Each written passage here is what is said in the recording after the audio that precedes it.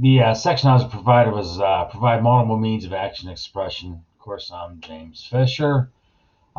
We had to address each of the key considerations for checkpoint. My checkpoint was 1.3. I want to say this. I've learned a lot on this lesson alone with the UDL. Realize that as an educator, I need to really up my game.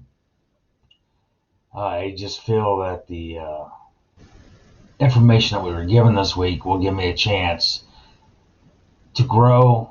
And unfortunately, we're in the last month of our year this year.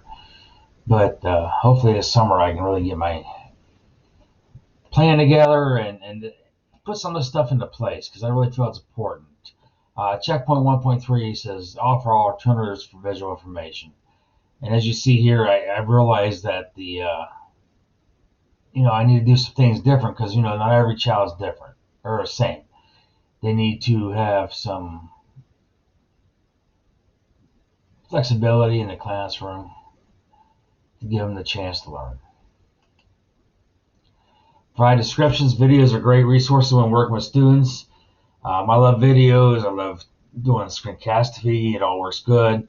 It gives a chance for the students to rewatch as many times as they need. I need to manage the videos to make sure it doesn't affect any of the movement, anything that would cause a student to have any issues. Touch equivalence. I struggle with this one. But then I figured out that I need to add graphics to help tie the lesson together. It'll give a student the ability to hear and have a visual representation of what they're hearing. Provide physical objects and spatial models cover. That's really easy because I got a big map in my room. I'm a social teacher. Maps are very important to us.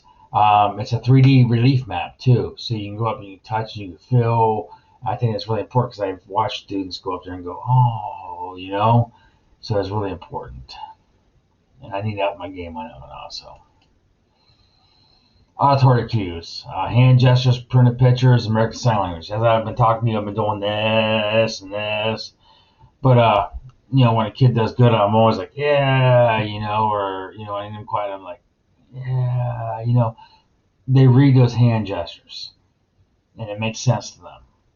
Printed pictures, I got some posters in my room that really make a lot of sense to the kids. They watch it, they like it, they ask questions about it, and it brings some of the lesson together for them. Nemus Daisy. I really learned a lot today on that. Nemus and NEMA are both provisions to the IDEA 2004 and address special education laws. Daisy has been a leader in talking books, also recognized for leadership and facilitating in the field of technology and disabilities. They do so much for those who can't, hear, see, whatever the disability may be, and they bring so much to the plate, and that is important. Because we're not just teaching the normal child, we need to teach all children. And it kind of brought something to me. I seen that. The strategy I feel would increase the success of my students, increasing their knowledge base, would be videos. Reference the CAS 2021 website, I found a vast amount of direction on how to embrace using video in my class. Combine this with the article on the 6 types of assessments in 2020, I can produce a class that would become more seamless between technology and learning. And that's what I want. I want my kids to come in there and I'm able to embrace their technology, what they expect, and what I expect for them to learn. So I need to be seamless. I had a state principle and checkpoint, number and description analyzed. I was providing a number of means of action and expression. Testing a child's knowledge by their strengths, not their standardized format. We need to teach kids that we're looking for what they know, not for what we see in a assessment that's 1 to 20. We need to be able to give them the means to express themselves and express their knowledge. And that's what I took out of this. 1.3, once again, helps educators focus on technology or students' achievements by embracing technology of all forms of fashion. Once again, it's about what the child can show us what they learn. These are my reference.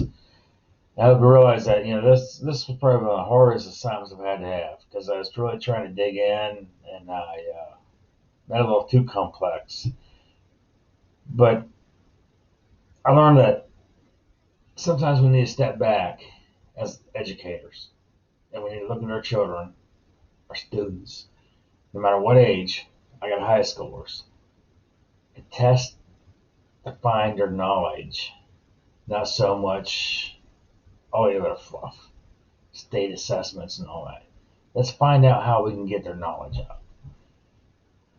All right, well, thank you, and I hope you all can make sense of this. Bye-bye.